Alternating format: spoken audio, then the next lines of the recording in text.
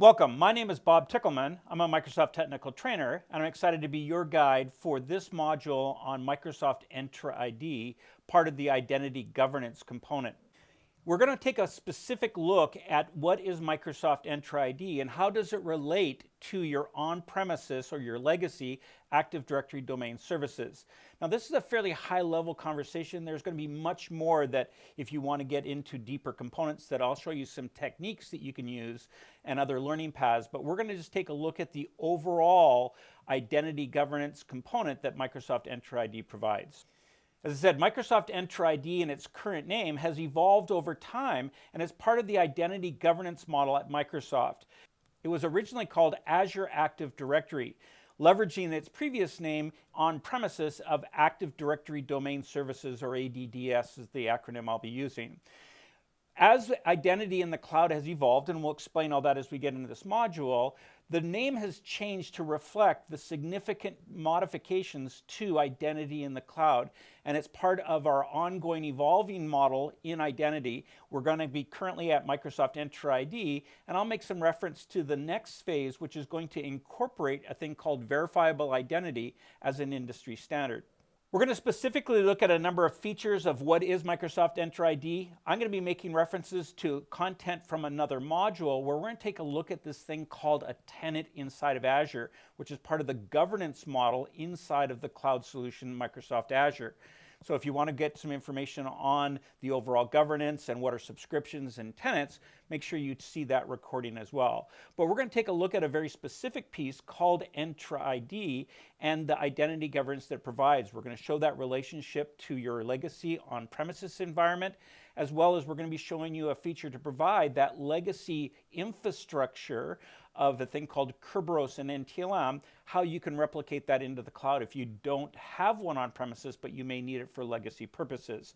We'll be taking a look at features like license programs that you have, what comes along with those licenses, and the benefits of them, and how you can assign those licenses. And we'll finish up with the self-service password reset, just one component of the overall identity management. And I said I'll be doing whiteboarding as well as demonstrations that will show you not all of the features, but show you the broad capabilities that's available for it. Let's get into this. In its current state, Microsoft Entra ID is where we manage identities. Now, identities is an important thing to understand, and there's a lot of words at Microsoft that sound the same but are different. There are things that sound different but are exactly the same.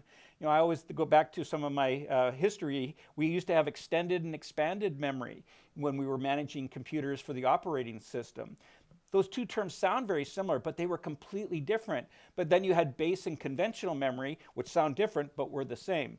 You'll see a lot of that as we get into identities, and I'll try and be very specific on how I use these names, and I'll encourage you to use them so that you're going to be able to communicate with your colleagues and understand each other, as opposed to going, are they talking about the thing that I'm thinking that it is?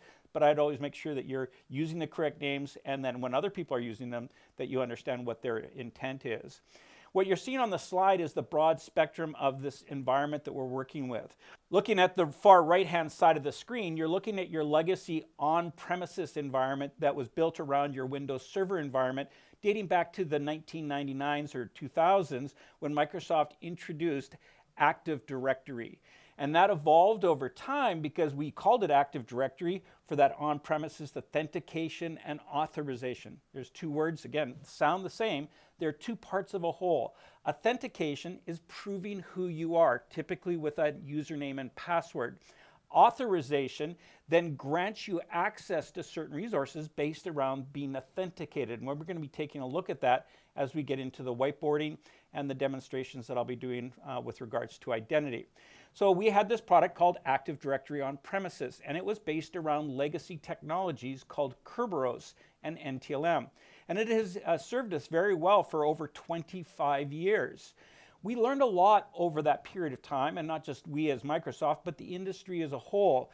And when we moved to the cloud, we came up with a new method to be able to provide this authentication and authorization. And that's where we're going to cover in this recording, as well as other recordings, what are some of those differences and the things that you may need to bring to your skill set to manage things in the cloud.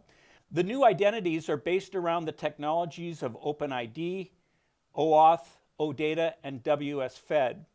And while we have these new skills, they have to be able to potentially incorporate working with that on-premise legacy environment.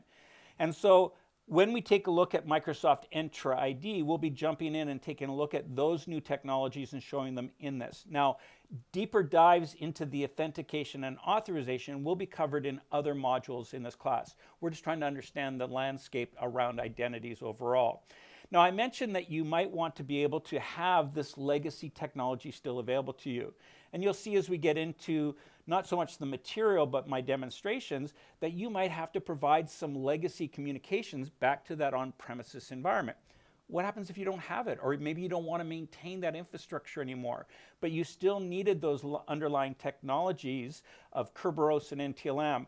And that's where you're seeing on the far left-hand side of this, a feature that inside of Azure, Microsoft is going to be able to provide some of the legacy capabilities of Kerberos and NTLM and some of the services of GPOs or group policy objects that are made available to you. So just understanding that Microsoft has been able to communicate this new technology, make it work with your legacy-based environment, and provide a broad spectrum of options available to you.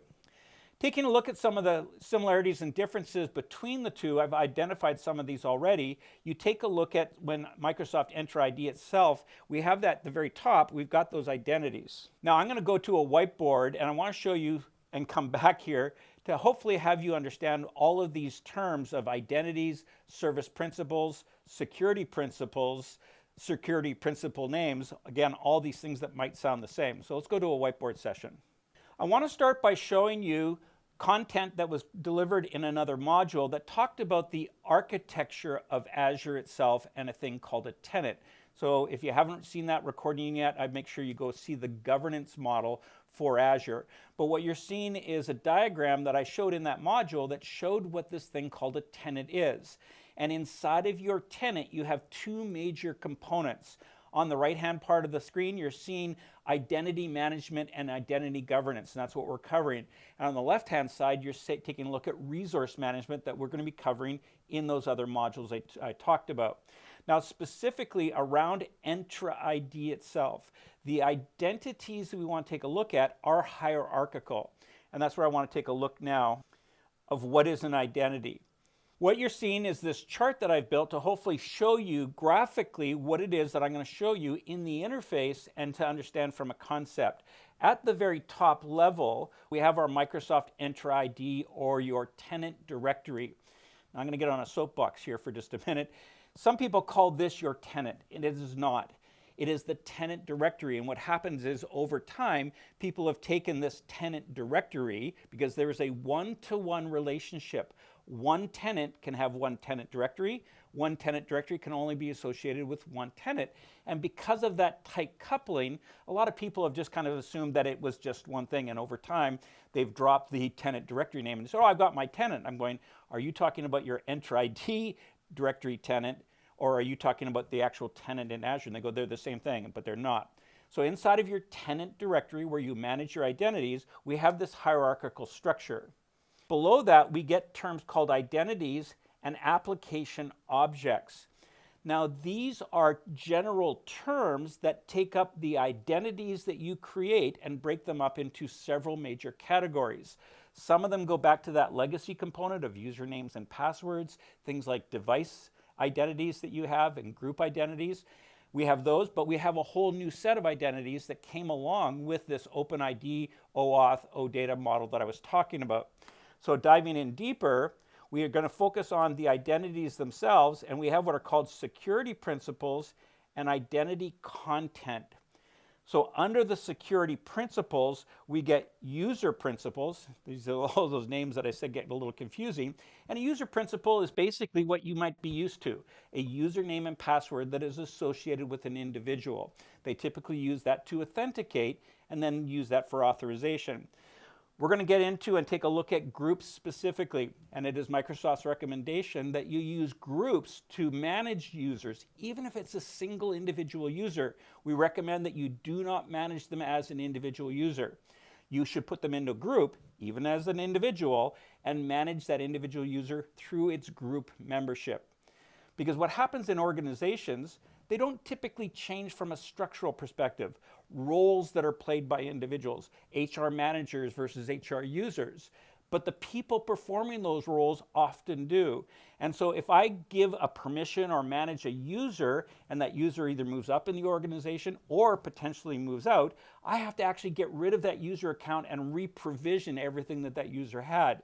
It is much simpler if you were to take that user and put them into, say, an HR manager group, allocate all the permissions to all the files and resources and services that they can do, and then as that person either moves out of that role or moves out of the organization, you just remove them from the group, removing all their capabilities, and put the new user coming in. So absolutely try and not use individuals for managing. They're going to authenticate, but you're going to manage them through their group membership. We then take a look at device identities, and we've had devices for years. They used to be based around a Windows operating system, either Windows 10 or Windows 11. Now, these were what were referred to as domain joined devices. What's happened over a period of time, and one of the moves that we changed when we went to the cloud in this OpenID, OAuth, OData, and WSFed, these devices have expanded. As opposed to Windows-only devices that were domain joined, we broadened the type of devices. We now had mobile devices of iOS and Android. We had Mac and we had Linux devices that could be registered as opposed to joined, that we could then put a light set of controls over those. You might have heard them referred to as BYOD, or bring your own devices. So we got a broad spectrum of devices, some from the legacy environment, as well as a whole new set that come from using with Azure Entra ID. We then get this thing called service principals. So we've talked about security principles, but then we have service principals. There's that concept of names that sound the same, but they're different. And these are all new. This is one of the major things that have changed when we moved to Azure and this OpenID OAuth model. What we have is application services, and we have managed identity that fall into two categories. We're not going to get into it in this module. It is covered in other courses. Things like user-assigned managed identity and system-assigned managed identity become this new model in a way for building applications and having microservices and giving them their own identities to provide for the services and applications to have their own identities at a microservice level that simplifies the management. So something you may want to take a look at. We're not going to really cover it in this module. So how does this take place? I've got on the screen a diagram of your legacy environment on premises in the Active Directory Domain Services, and you can see there a domain controller in which you had a thing called your Active Directory Domain Services directory structure in a file called ntds.dit. Now this is where you had your individual users that could be authenticated with the usernames and passwords. All the group membership, all that stuff I was talking about before, managed on premises, but you use the technology of Kerberos and NTLM as the foundation. As I said, it worked for many years for us, and it was a great service. And what happened is, at the time that you got authenticated, a user would come to the domain controller, authenticate their username and password, and it would then create this thing called a token.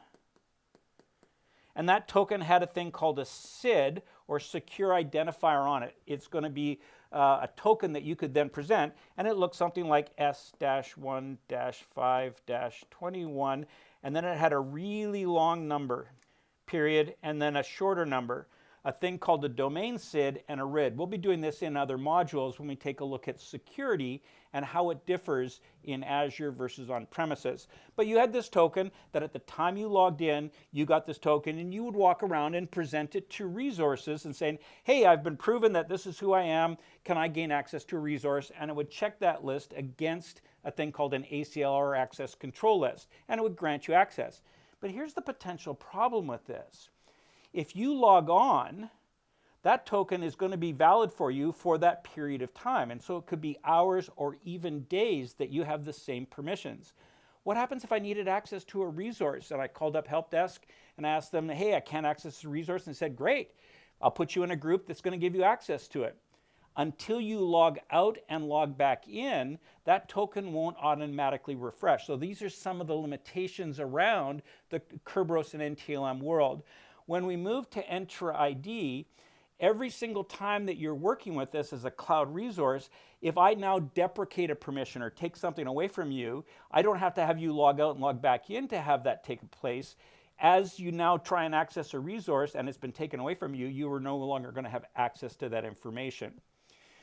Now, we talked about being able to potentially tie these together, and you'll see this coming up, that we have the capability of tying the directory services of Active Directory Domain Services together with Azure and its Entra ID. So that this list of users that I have, the group memberships that they've got, to make this simpler, what I have is a sync service that would allow me to communicate and synchronize these two directories.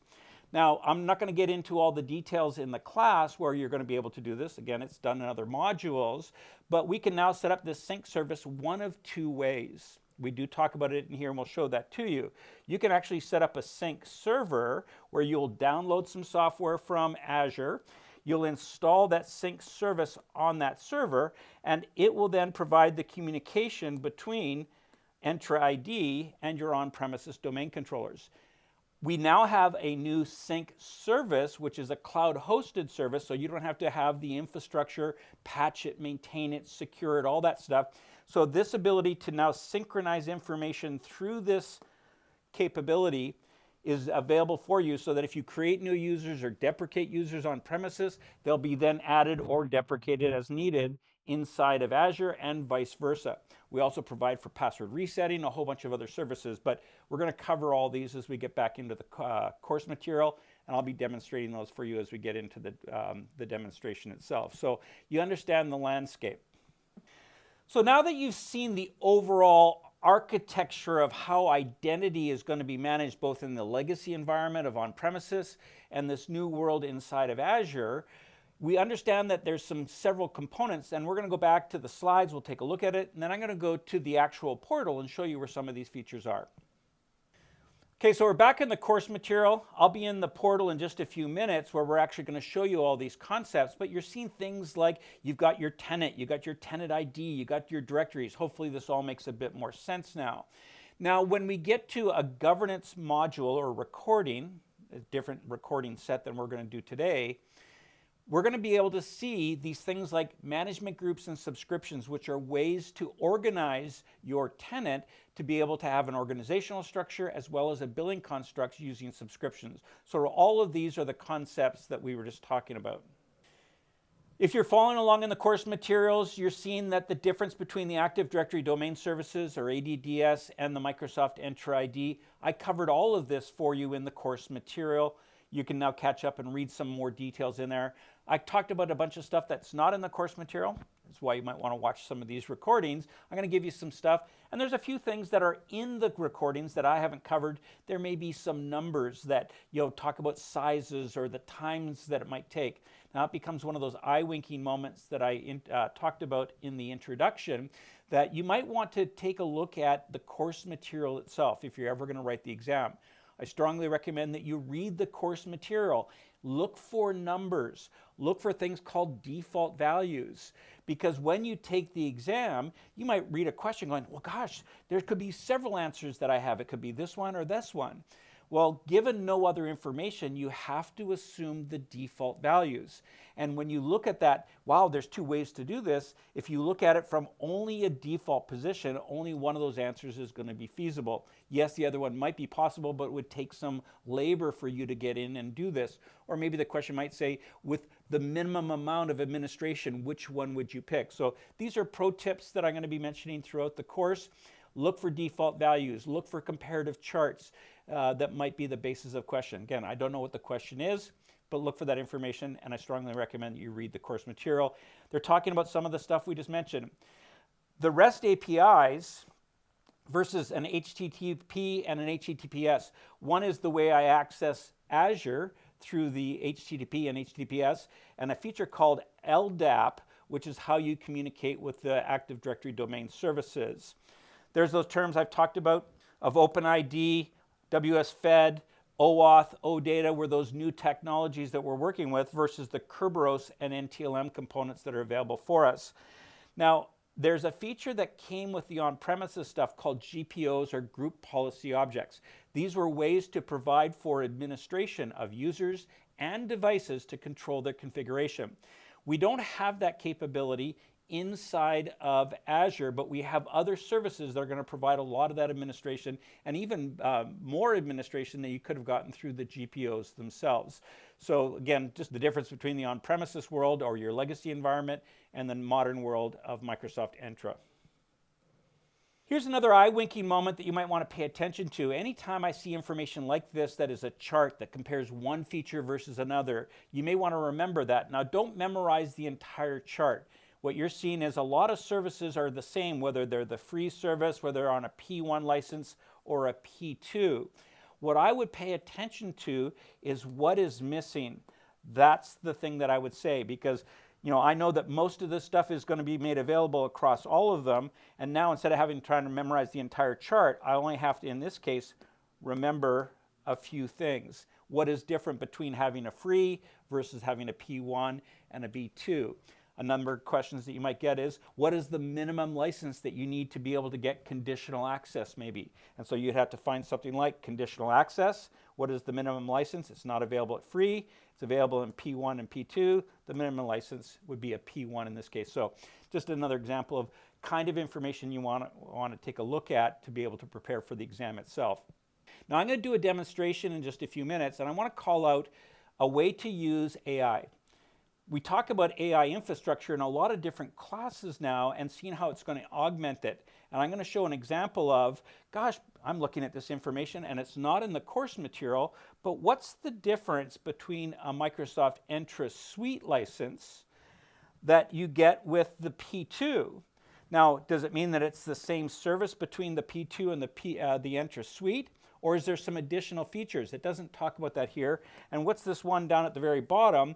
The Advanced Identity Governance. I'm going to show you a Copilot, which is our AI service. I'm going to ask it a question. Say, hey, Copilot, here's a picture. What's the difference between an Entra Suite and the P2 licenses? What are the features that it's not telling me that I get in one versus another? So using AI is a great way to provide for expanding your learning. You know about the licenses, but this is a way that's going to be able to explore it to more of an operational use as you get into it. Another service is a capability called the SSPR Self-Service Password Reset. This has been around for a long period of time, and it really lightened the amount of administration that was needed for people to call up and actually have their password reset. It's something you can do by yourself. You'll notice that when we get to the portal, it's going to be identified as a deprecated service. Now, it's not happening for a number of years, but it is potentially going away because while it's a good service, it provides some vulnerabilities from a security perspective. What you have is the capability of assigning licenses to individual users, and you can do that. So I can assign some users that get a P1 license. P2 is a bit more expensive. Maybe not everybody needs all the features of a P2 license. So I can selectively allocate where my licenses are being allocated to. The self-service password reset can be assigned for none, all, or select groups of users. So you can roll it out to specific users if you wanted to. Now, you've probably used to this where there's some standard questions that you could ask people. What was the name of your first pet? What was your nickname in high school? You've probably all seen those sample questions that if you could answer them, maybe 1, 2, or 3, they might have multiples. If you could answer them, it'd allow you to reset your password. Well, social media and people's ability to put a lot of that kind of stuff on the internet has made this kind of a weakness. Because now if you're actually answering those questions, I could possibly go off and mine that information and potentially reset your password for you. So it's one of the reasons to maybe think of a better way to provide for self-service password reset. I'll give you a pro tip. What I would do is answer the questions, as long as the service is available to me, and answer them incorrectly though. So don't actually pick what was the city that you were born in. I put the city that my parents met in. And from the city that my parents met in is the city I was born in. So I've logically flipped things around. So I'm not randomly just picking numbers because then I might not be able to remember it myself. And so what was my nickname in high school? It was my first pet's name. And my first pet name was my name in high school. So there's ways that you can still make this a secure service, but you need to educate yourself and your users to find a secure method so that social engineering and social media can't be used to circumvent the capability of SSPR, but know that it is going away. I'll show you that you also have the pre-built questions as well as some custom questions that you could ask through this process. But let's go over to the demonstration where I'm going to show you these features in the portal as well as a couple others, and then we'll close out the module. So what I want to do is actually show you the Microsoft Learn content that we just covered. I'm actually going to show you that pro tip that I gave you for using Copilot to figure out what are the differences potentially between identities or the licenses that we have for them. And then I'm actually going to get into the Azure portal and show you the services that we talked about. So starting off with the course content, what you're seeing now is the Learn content that we gave you at that aka.ms/course AZ-104. We've drilled down into the Microsoft Identities and Governance learning path, and we're going to take a look at this one specifically, understanding Microsoft Entra ID. I'm not going to go through it in detail, but you can see a lot of that information about identities, what they are, what is Entra tenants, what is the schema. Again, we're going to cover some of this in another module specifically, but you can go through it, talks about the characteristics of ADDS, so you're going to follow along with that course content, and I strongly recommend that you do. Now, what I want to show you is that pro tip that I talked about. You're seeing I'm using RAI Copilot, and I'm using the free version of this. You have licensed versions if you want to take a look at. But I've taken the screen snippet of that license that we talked about and the difference between the free, the P1, the P2, and the Entra Suite. You can see that, in this image, what is the difference between the P2 license versus the Entra Suite? What do I get if there are check boxes in both? And let's take a look at what it does. So it's going to be able to take a look at that image, and it's going to come back, and more than just the course material talking about what the differences are, it's actually going to give me some other recommendations. So I really like this tool as a way to dive deeper as opposed to just looking at maybe a limited amount of documentation. And so it's talking about what we have, the difference between the Entra P2 license versus the Entra Suite. It talks about the P2, as the top tier. Everything in the P2 is available in the Entra Suite, and then it's going to start talking about what you're going to get with the Entra Suite as you're working with it. And it talks about you get over top of identity protection, PIM, which is privileged identity management, lifecycle workflows. I'm not going to get into all of these. These are covered in other courses where we go into it much deeper. But then it gives you some other features that you might want to come along with. So great way to get in, advance your learning using some form of AI. I'd recommend Copilot, but all of them should be able to assist you with this. I'm now in the Azure portal, and we're going to be covering all of these services throughout the multiple modules that we're going to be recording. But I'm going to come into the Microsoft Entra ID component, and you'll see down the left-hand side what we have is referred to as a blade. So I'm in the Entra ID governance component, and I have a series of blades that I can work with that covers the individual users, the groups that we have. We have external identities. A number of these we didn't cover, but I'm going to come down and take a look at a couple of these features along the way. At the very bottom, we have the self-service password reset capability. And what I have is the capabilities to have it on for none, all, or selected groups of individuals. Now, there's some pieces that I've got masked out. I've got a piece of software that masks secure information, so that's why you're not seeing it. But if you were following along in your tenant, you would actually see your specific information. And what I can now do is I can allocate to a specific set of user accounts and pick a group, or I can enable it for all. I could then allocate this self-service password capability to a number of users. I now can come in and take a look at the authentication methods. And you're seeing there's that deprecation feature, that March 2027, this is going to be a deprecated capability. So until then, you're going to be able to do what it is we're taking a look at. So I have the capability to ask from a base set of, in this case, up to 5 questions, how many questions do I want to ask the person? Is it 2, 4, or 5 that you're working with? So you can then select a set of questions that you have from a predefined pool. We talked about that. These are the ones that could be easily socially engineered, but I also have the capability of actually creating some custom questions that might be less likely to be socially engineered and reverse engineered for breaching your security.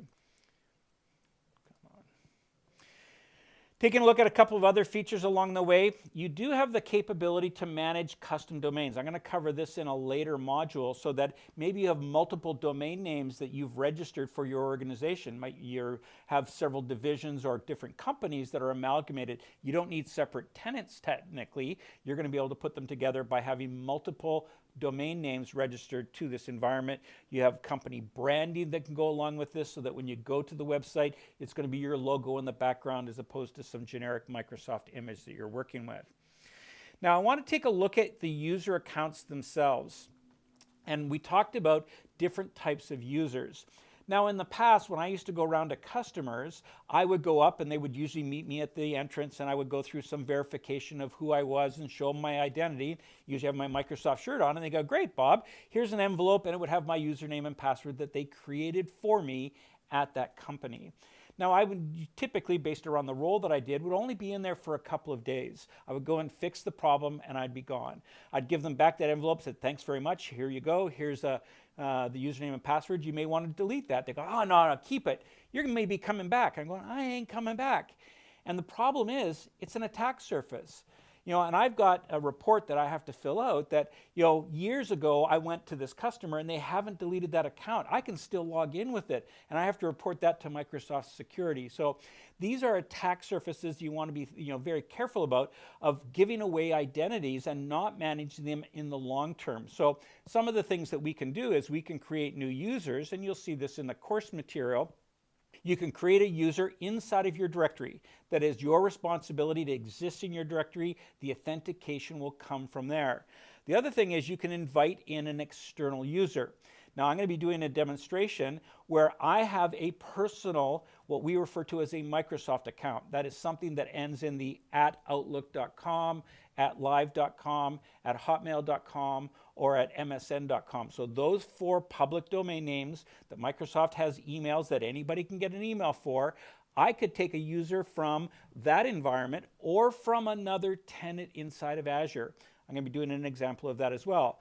My last name is Bob Tickleman. So my last name is Tickleman. I own the tickleman.com domain. So I've got a set of user accounts inside of Azure and an Entra ID that is associated with my bob@tickleman.com.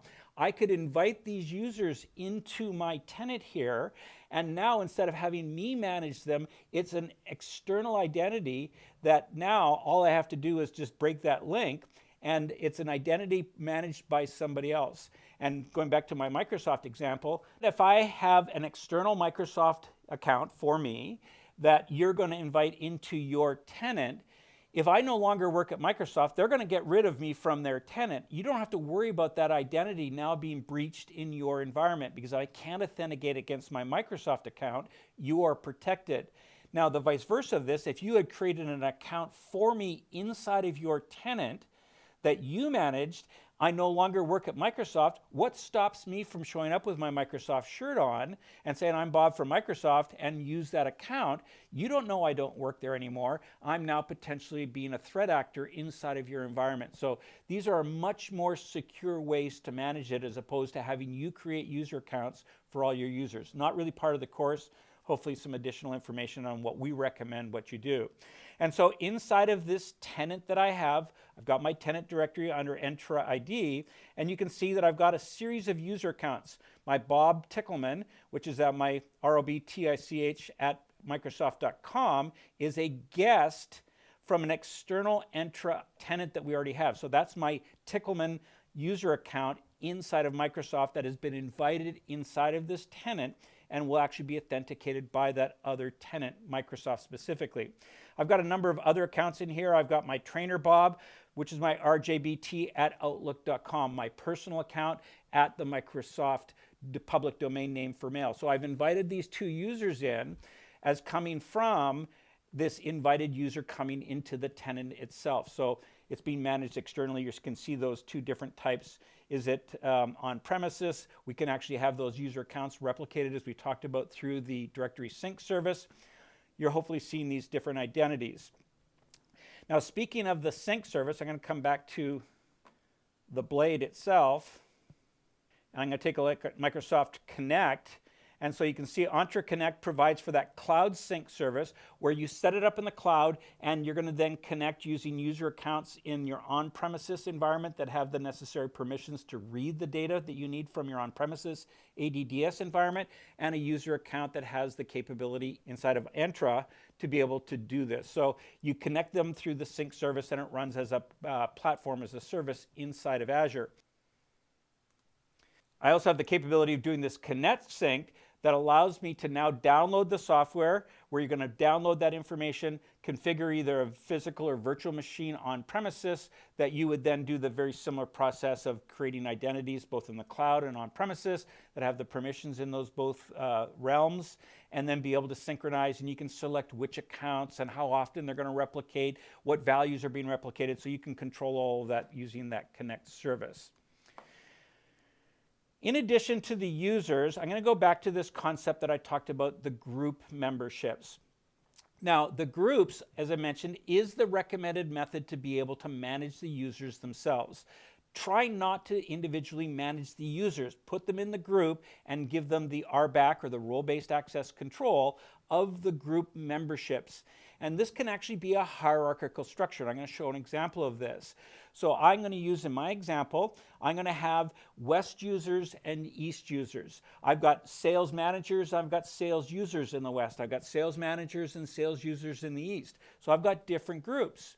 Now, I've got an all West and I've got an all East. I've got an all sales group, which might be made up of, its membership of all sales might be made up of all West sales users and all East sales users that make up the all sales users. I've maybe got an all managers group because I've got a West sales managers, I've got an East sales managers that's part of all sales managers that might be part of an all managers group that has also got managers from HR that you're working with. So having this hierarchical structure provides for putting a user in a single group, and all of a sudden they're going to get membership across a wide variety, and so you get this granular control that you're going to be able to work with. Now we're going to take a look at the different types of group memberships of either dynamic or assigned. So if you assign it, you specifically put something into a group or remove it from that group. So you can put a user or a group into a group potentially, and you can then remove them on an assignment. If it is dynamically assigned, which only comes with certain licenses, based around a characteristic, and I'm going to use a job title and a location, those two attributes are going to put a user into a group and then get this nesting capability you're working with. So let's go take a look at that. Under the group capability, you can create a new group, and we have the choice of having a security group or a Microsoft 365 group. They are somewhat similar but are used differently. If you're using Microsoft Exchange, our cloud-hosted mail service, what you have is probably a distribution list that you maybe had. You had distribution lists based on a project, possibly. So an M365 or Microsoft 365 group is a group for distribution through the mail system. That's the only place it has. It's not used for security.